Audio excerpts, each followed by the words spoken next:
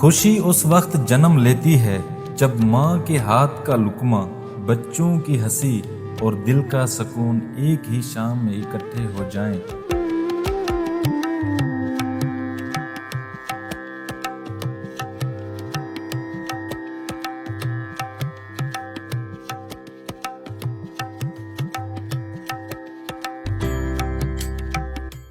फिर मैंने अपने रोज़मर्रा के काम किए।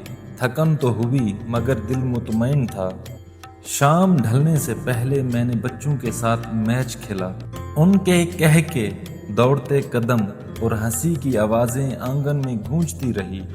ये लम्हे दिल के किसी नर्म गोशे में हमेशा के लिए उतर गए।